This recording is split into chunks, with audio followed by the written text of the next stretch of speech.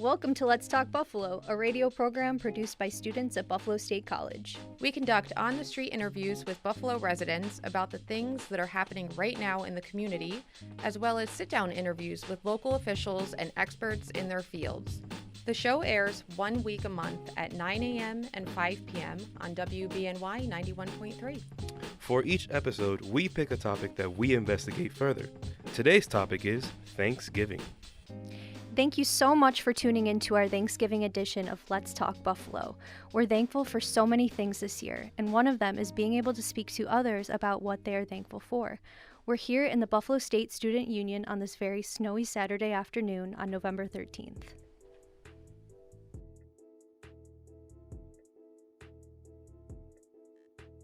May I ask you, what does Thanksgiving mean to you? Thanksgiving is just a time for us to just be around family and just kind of appreciate what we have. Family. Yeah, spending time with your family and good food. I feel that Thanksgiving is a means of coming together with family and friends and, I don't know, maybe settle a couple of problems because, you know, things get hectic, especially at Thanksgiving whenever there's something not said, you know? So, yeah. Family. Food, a lot of free food. Like it's just Every time I go home, right? Just really, you gotta really evaluate, you know, the family values. You know what I'm saying, right? And then of course the food. And I mean, there you go. It depends on the family you got though. If they got bad eats, then what can you really do?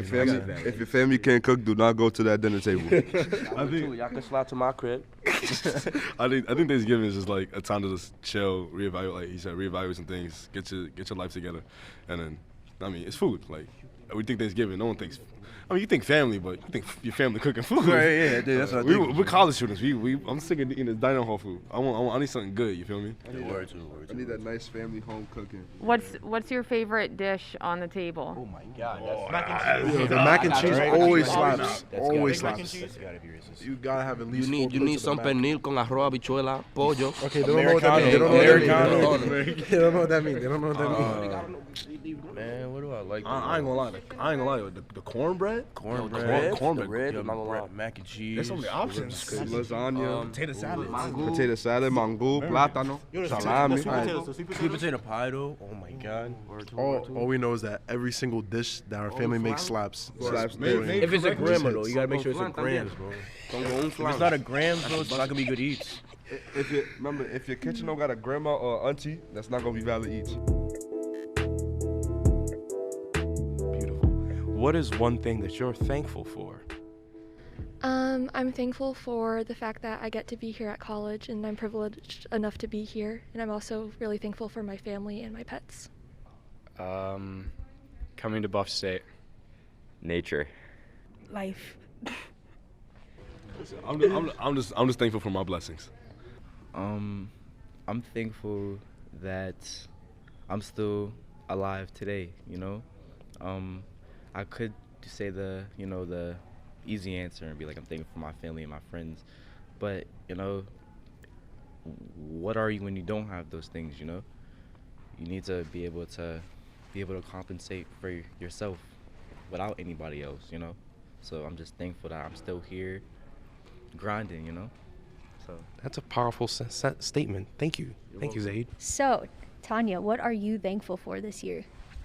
I'm most thankful that we're back in school due to COVID-19 regulations, being able to go back to school and be in person. I'm also thankful for not catching COVID-19 or none of my loved ones. I'm thankful for life, family, friends, and blessed to see another day. Okay. All right, Moises, what are you thankful for? Well, I'm thankful for many things, but if I have to pinpoint one thing specifically, it would have to be the people that I interact with every day, the relationships that I've established, because I initially coming into the semester, I thought senior year was going to suck because all my friends had transferred out or other things happened to them. They couldn't be a part of this, but the people I met during the COVID semesters and then actually coming here and meeting them in person, it kind of legitimized my year. So now it's something I'm looking forward to instead of dreading. I am thankful for my daughter. She keeps me on my toes, she keeps me motivated, and she gives me a lot of purpose in life. So, Professor Bramer, what are you thankful for? I'm thankful that I didn't get sick and that I'm back in school. I love teaching the students and having a good job and having great students, basically. Hi, Brittany. What are you thankful for?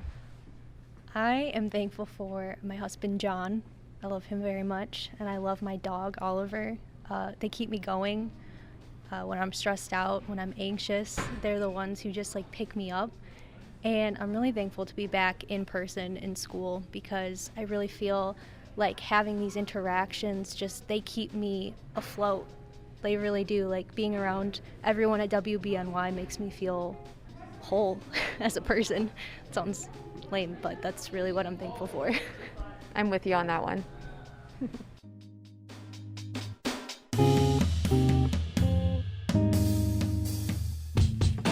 Thank you so much for tuning into our interview portion of our Thanksgiving edition of Let's Talk Buffalo. We will be discussing the historically accurate account of the first Thanksgiving. My name is Cait Malilay. And my name is Tanya Gamble. It is Friday, November 19th, and we're here in the WBNY recording studio to speak with our guests, Professor Lisa Marie Anselmi and Kashmir Bowser. Before we get started with this interview, I would like the guests to introduce themselves. Okay. I'm Professor or Dr. Lisa Marie Anselmi. I'm an archaeologist and the chair of anthropology here at Buffalo State. Sego, I'm Kashmir Bowser. I am Gayokono of the Six Nations of Grand River, that's Upper Cayuga. I am an anthropology major and Indigenous studies minor here at Buff State. Can you talk about the American myth of Thanksgiving and the true story of what happened in Plymouth? Certainly. The first Thanksgiving is structured around an interaction between the English, or the Pilgrims, as we often refer to them, and the Wampanoag, the nearby indigenous group. What happened was in 1620, when the Pilgrims finally make land in what becomes the area around Plymouth, Massachusetts today, they encounter essentially a coast that didn't seem to have too many indigenous peoples. What in reality was that the epidemic diseases had gone through that area first, and the Wampanoag had pulled back a bit from the coast.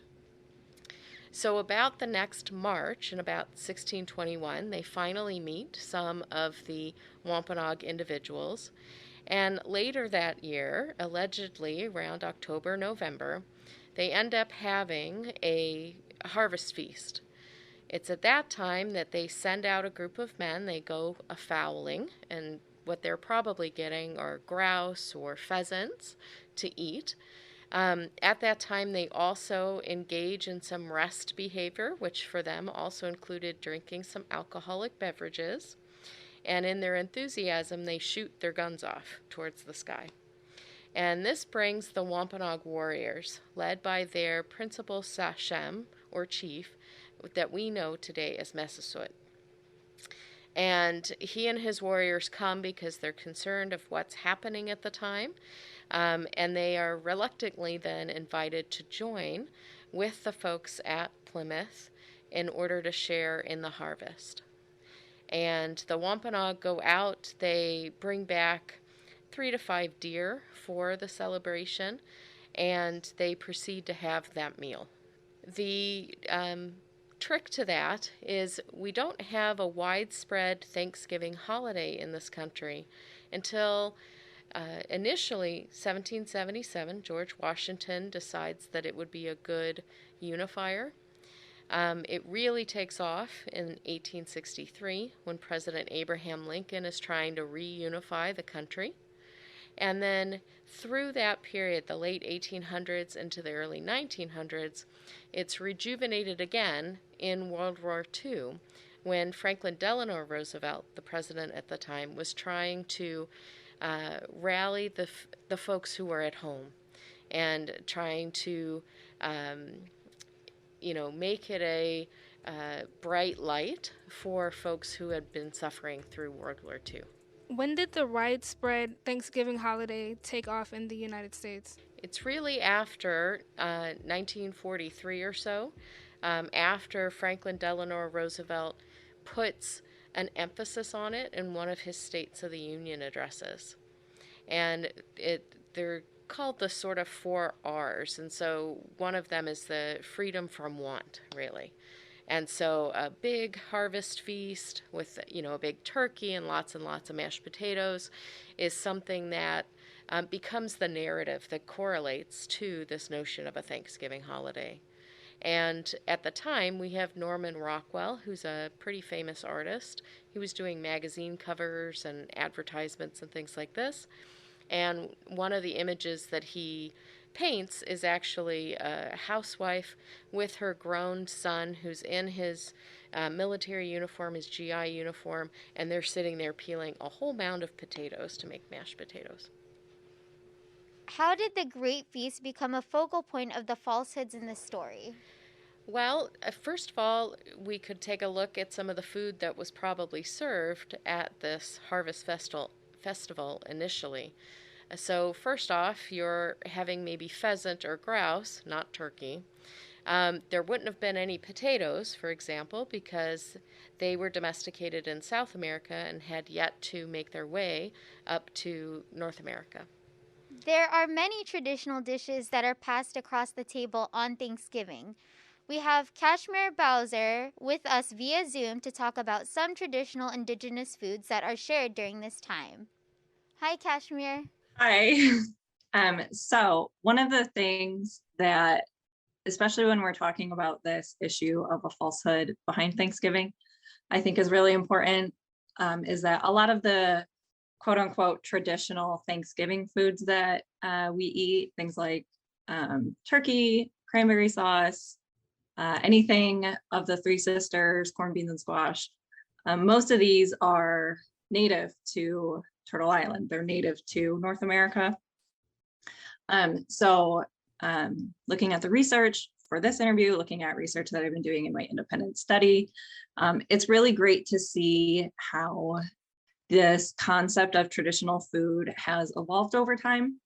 So turkey is indigenous to North America, Three Sisters, like I said. And while indigenous people most likely, well, maybe, they probably weren't eating a can of gelled cranberry sauce. My family will make this cranberry. It's not a sauce as you would typically think. We eat it over meat, but it has maple syrup and cranberries in it. And that's something that would be something that as an indigenous person, I would eat during this holiday. Whether that is something that would have been served at the first Thanksgiving, I'm not sure. Other traditional meals that indigenous people all over Turtle Island will eat include things like tamales. You'll get those in like the Mexico, southern US area, rice cakes or any form of rice. You can get like rice pudding. Those are also pretty common.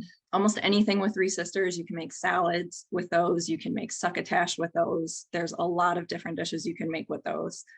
Most indigenous people that I know personally eat turkey, but there are some people that will eat things such as bison. They'll do like a bison roast or like a venison roast. So there's a lot of food out there, a lot of which that we eat on Thanksgiving that is actually traditionally indigenous food. And then there is some reclamation of traditional indigenous foods, like with the tamales and the bison that we see. That all sounds so delicious, honestly.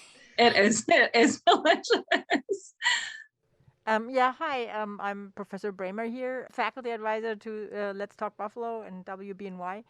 And I just wanted to know how Professor Anselmi is going to celebrate her own Thanksgiving.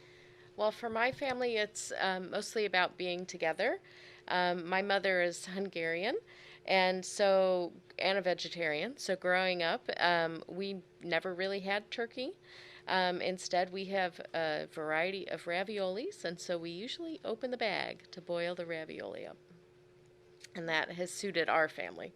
But Kashmir's family and all of the indigenous dishes really do sound delicious. It is sometimes also this holiday difficult for members of the indigenous communities.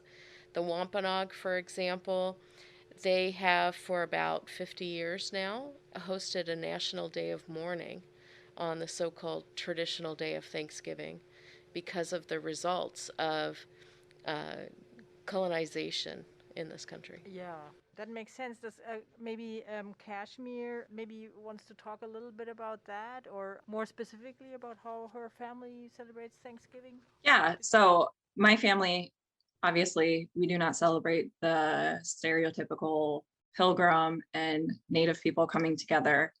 Although I do have family, I do have a couple family members that came from the Mayflower, their ancestors did. So I guess in a silly kind of way, maybe, but so like Dr. Anselmi, we use it as a time to come together as a family. We take advantage of having the day off, of everyone having the day off, and we cook together and we spend time together. And there is, especially you'll find in Indigenous communities, there is something unifying about sharing a meal and cooking a meal together. This does not have to do with Thanksgiving, but generally after funerals, Indigenous people will share large meals together and laugh and joke. And so it's kind of the same thing. It's a way to pay respect to our ancestors in that way. But it's also about spending time together. And I agree with Dr. Anselmi. Well, my family does not do like a National Day of Mourning. This time of year is it's really hard. I just yesterday had to email my child's school about a very inappropriate assignment that he brought home. So it's definitely not easy. And it's always a good reminder to keep Indigenous people in your thoughts this time of year. If you know an Indigenous person that, maybe isn't local or doesn't have family, invite them over for Thanksgiving to feed them and to feed their spirit a little bit. Can we ask a follow-up question about that assignment? What was the assignment? So my son has recently been learning about Squanto. They did like this was actually pretty cute. They did like so for anyone who doesn't know, Squanto taught the Pilgrims how to fertilize the soil using fish. So they had little pictures of fish and then corn kernels, which I can understand that's pretty appropriate for a first grader. He brought home, I wish I had the paper, but I threw it out. It was called Indian Picture Writing. And on it, it was a piece of hide that had pictographs on it that were incredibly inappropriate. I wrote an email to the teacher and told them that there were pictures of teepees, which we know the Wampanoags did not use teepees, assuming we were talking about them since they have been learning about Squanto. There was just a lot of very obvious erasure and trying to make a monolithic group of Indigenous people. And it's a really hard time of year. It was really hard. How do you explain to a 6-year-old that this lesson in school makes a mockery of their culture and a mockery of their ancestors in a way that he would understand? And I'm 31 and I cried when I saw it. I cried when I was writing that email because it's not easy. It's not something I ever thought I would still have to explain to people, but I do. So it was not a good assignment. I can only imagine how painful that must be to have these stereotypes being, perpetuated over and over again.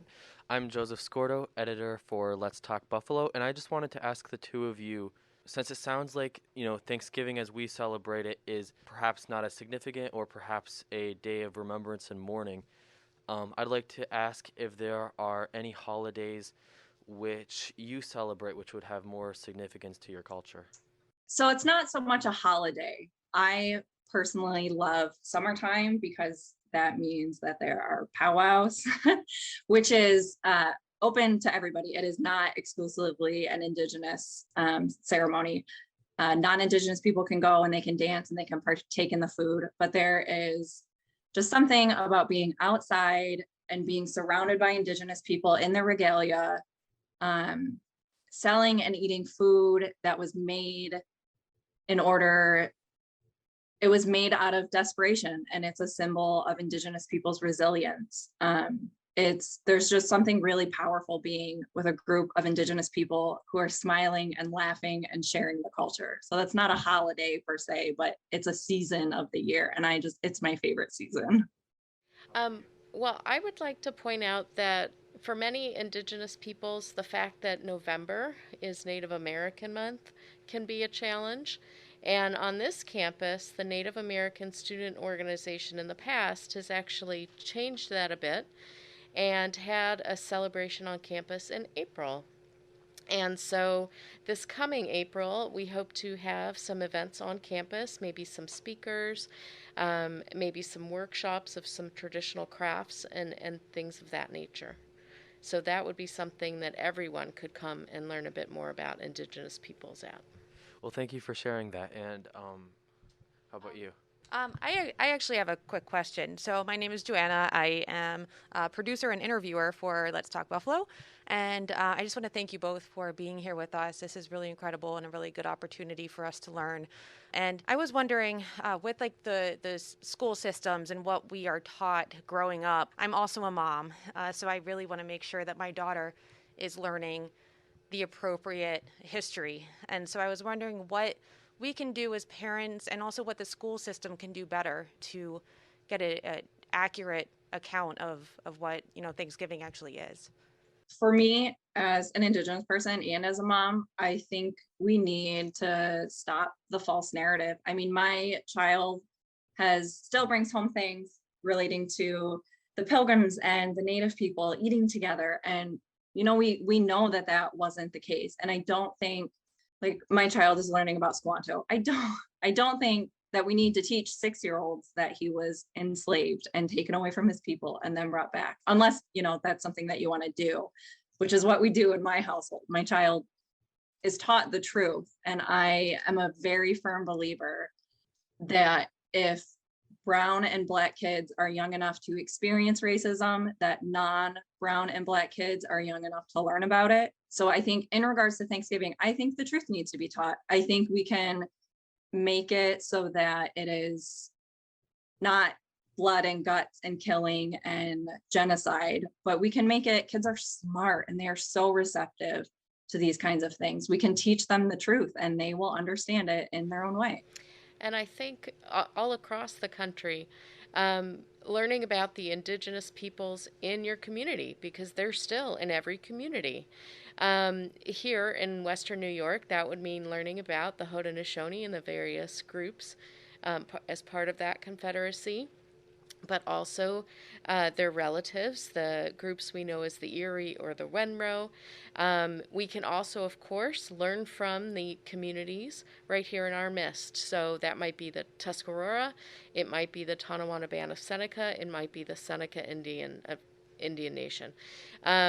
So going and attending cultural festivals, for example. The Seneca Niagara Casino literally puts one of these on. In Niagara Falls this weekend, there will be the Native American Cultural Center having a festival. Participating in that, taking your children there so that they can learn from Indigenous peoples themselves is a good way to combat all of this false narrative. Is there a good source online, perhaps, to find where these are taking place and like the times? Yes, they actually are often on social media like Facebook. There's also announcements in the Buffalo News, in some of the mainstream news channels, and so on. Thank you so much.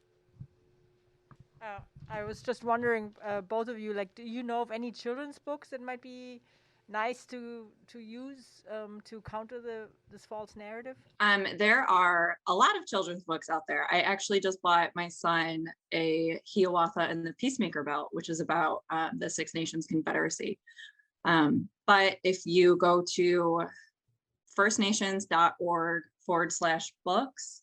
Those are adult books, but there's a link there that will send you to like a 3-page PDF of children's books that are age appropriate. They're like grouped from like pre-K, toddler, first grade, second grade, that kind of thing. I can send you that link as well if you'd like to include it, but that is a really good resource. There's lots of children's books out there written by Indigenous people telling their stories, and they are amazing. Well, thank you, Professor Anselmi and Kashmir Bowser, for joining us today and sharing your expertise on the subject of the true story of Thanksgiving. And thank you, Kashmir, for sharing your traditional Indigenous foods with us and our listeners.